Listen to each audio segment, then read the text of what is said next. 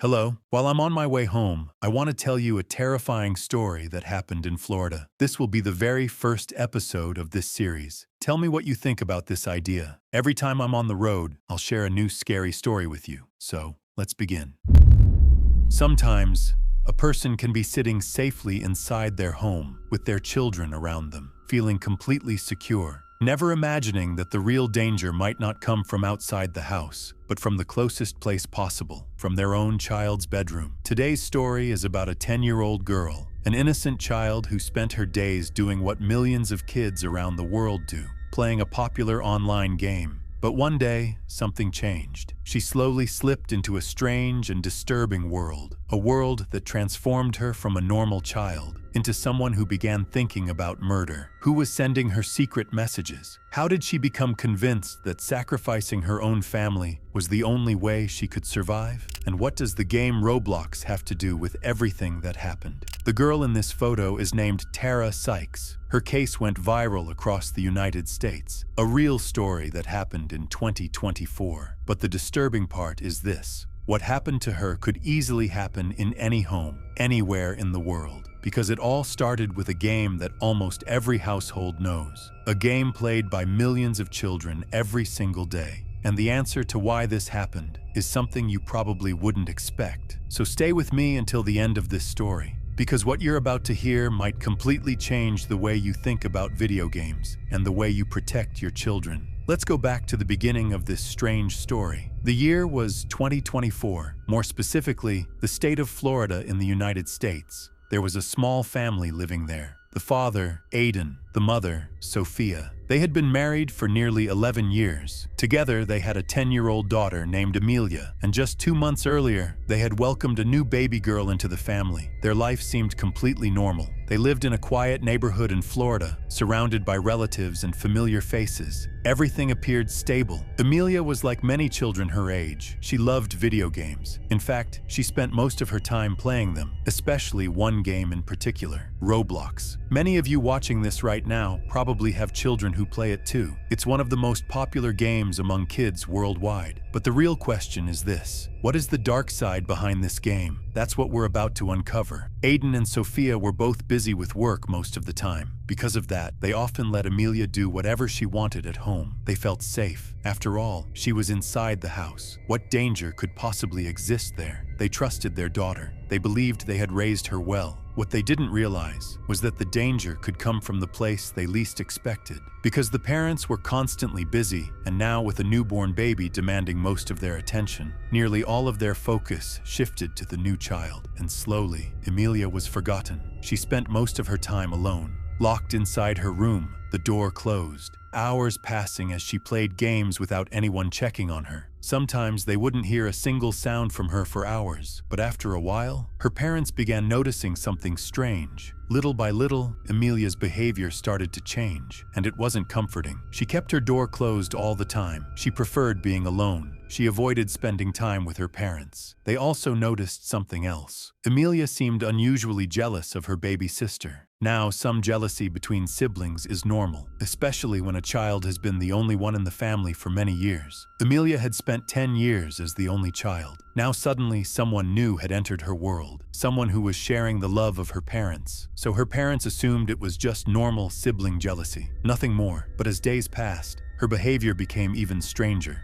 Amelia often looked lost in thought, as if something was constantly on her mind. Then she began asking unusual questions. Do you still love me? Or do you love my sister more now? And after asking those questions, she would go back to her room, close the door again. 2 weeks passed like this. The same pattern every day. Amelia distant, quiet, lost in her thoughts, as if something was troubling her deeply. But the truth was far more disturbing than simple jealousy, and everything finally came crashing down 2 weeks later. One night, Sophia was standing in the kitchen. Suddenly, she heard a loud crashing sound coming from the second floor. Her heart jumped. She immediately ran upstairs, and what she saw made her blood freeze. Her baby daughter was lying on the floor, unconscious, and standing next to her was Amelia, silent, shaking, not saying a single word. Without thinking, Sophia grabbed the baby and rushed out of the house as fast as she could, driving straight to the hospital. The baby was rushed into intensive care and immediately taken into surgery. Doctors quickly discovered that she had suffered a skull fracture due to the force of the impact to her head. Shortly after, the father received the news and rushed to the hospital.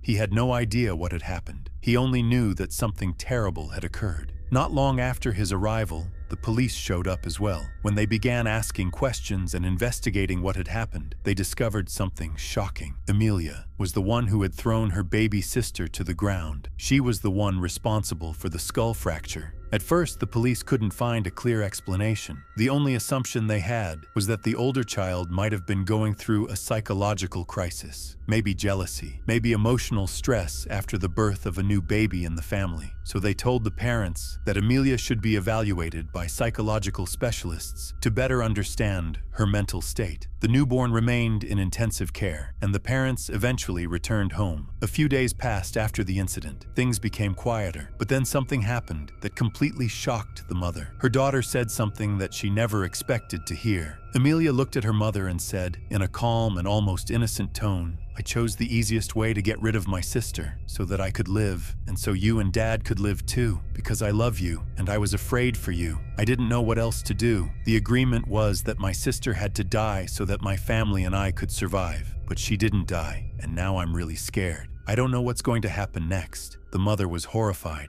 At that moment, she became convinced that her daughter must be going through a serious psychological breakdown after everything that had happened. But the father felt something very different. Something about the way his daughter spoke didn't feel normal. He had never heard her speak like that before. What did she mean by an agreement? What did she mean by someone had to die so others could live? And what did she mean by not knowing what would happen next? Something about it didn't make sense. So the father decided to report what she said to the psychologists who were evaluating her. After hearing the full statement, the specialists reached a disturbing conclusion. This didn't sound like a simple emotional reaction. It sounded like something much more serious, something that might actually be real. So they contacted the police again. This time, investigators returned to speak with Amelia directly. They wanted to hear the full story from her, and what they discovered was even more disturbing. Amelia explained that she had been given 3 options, 3 different ways to kill her baby sister. The first option was to burn her with hot water. The second option was to stab her with a knife. And the third option was to throw her from a high place so she would fall and die. And this raises a terrifying question. Where did these options come from? Who gave them to her? That question is the central mystery of this story, and what you're about to hear next is the most shocking part of all. As you probably already guessed, Amelia chose the third option, because to her it seemed like the easiest one. But the story didn't end there. Amelia also admitted something even more disturbing. For nearly 2 weeks, she had been thinking about how to kill her own parents. And that was exactly the same period when her parents had noticed that something was wrong with her. The same weeks when she seemed distracted, lost in thought, as if she were constantly planning something. Her plan was terrifying. She intended to bring a flammable substance into their bedroom while they were sleeping. She would pour it onto their bed during the night, set the entire house on fire, and escape the house before everyone inside died. At that moment, the police realized they were facing a very real danger. There was no way a 10-year-old child could invent something like this on her own. So the most important question remained. Who was behind all of this? Then Amelia continued explaining, and the truth finally started to emerge. She said that all of the instructions, all of the orders, had been sent to her through private chats inside the game Roblox for about a month and a half. Amelia said that while playing Roblox, she met another girl inside the game, someone who claimed to be the same age as her. Her name was Sykes. Now, some of you watching this may already know this game, and some of you may have never heard of it before. So let me explain it briefly. Roblox is an online gaming platform that was first launched in 2006. It's available on Android devices, iOS, and PC, and it's mainly designed for children and teenagers between the ages of 8 and 18. Inside the platform, players can create their own characters, customize them, dress them however they want, and use their imagination to create entire worlds. In fact, Roblox allows players to design their own games inside the platform. Users can build experiences, share them, and allow others to play them. Players can also interact with millions of other users from around the world. But this system also creates a serious risk, because one of the potential dangers of Roblox is the fact that a lot of the content inside the game is created by other players themselves. Some of this content may not always be suitable for young audiences. Online games can sometimes include user-created content, open chat systems, and in-game purchases that children might use without fully understanding the consequences. And sometimes, they may end up interacting with people they don't really know. That's exactly how the connection between Amelia and the player named Sykes began. At first, it seemed completely harmless. The two players started spending time together inside the game almost every day. But Sykes wasn't just another player. Something about the situation slowly became unusual. Over time, Sykes began asking Amelia to do things that felt strange and uncomfortable. When investigators later looked into this, they decided to examine Amelia's gaming device. They reviewed the PlayStation she had been using, and what they discovered confirmed that something serious had been happening. There were long conversations between Amelia and the user named Sykes, messages going back nearly a month and a half. But these weren't normal conversations between children. They were instructions, carefully written messages guiding Amelia to do certain actions. Investigators were immediately concerned. Another detail quickly caught their attention. The writing style used by Sykes didn't sound like a 10-year-old child. The language, the tone, and the way the messages were structured all suggested something different. It appeared that the person behind the account might actually be an adult. They also discovered the threatening messages Amelia had mentioned. Messages warning her that something bad could happen if she didn't follow the instructions. But what made the situation even more disturbing was another discovery. Sykes seemed to know personal details about Amelia's family. She knew that there was a newborn baby in the house. She knew information about their home, and somehow, she even knew where the family lived. In one of the conversations, Sykes pressured Amelia to harm members of her own family. When Amelia said she couldn't do something like that, the instructions changed. She was told to target someone else in the family instead. The threats continued. Amelia was told that if she refused, something terrible might happen to her. Frightened and confused, Amelia felt trapped. She believed she had no safe way out of the situation, and because she was only a child, she didn't fully understand how dangerous the manipulation had become. There was also one rule repeated again and again in the messages. Amelia was not allowed to tell anyone, not her parents, not her teachers, no one. It had to stay a secret. When the police explained these discoveries to Amelia's parents, they were completely shocked. They couldn't believe something like this had happened through an online game. Then investigators asked them a simple question. Did they know anyone with the name Sykes? At first, the name didn't immediately mean anything, but after thinking for a moment, something suddenly felt familiar. There was a woman they had heard about before, someone connected to people they knew. Her name was Tara Sykes. Tara Sykes was a 36-year-old woman and a mother of 3 children. According to people around her, she had recently gone through a very difficult situation involving her family. Police later learned that her teenage daughter had experienced a serious incident involving an older individual. The situation caused a major conflict inside the family and eventually became known within their community. As the story spread, many people criticized Tara and her husband for the way the situation had been handled. Friends, neighbors, and even relatives began distancing themselves from them. Their reputation was badly damaged. Investigators believe this intense social pressure may have pushed Tara into a state of anger and resentment toward the people around her. At some point, she decided to take revenge against families she believed had judged her, and unfortunately, one of the families she chose to target was Aiden and Sophia's. Instead of approaching them directly, she focused on the most vulnerable person in the household, their young daughter. Tara allegedly created a fake Roblox account and began interacting with Amelia inside the game. At first, she behaved like a friendly player, talking with her, playing games together, gradually building trust. She even pretended to be the same age as Amelia. Once that trust was built, she began introducing what she described as a game challenge, a series of instructions Amelia had to follow,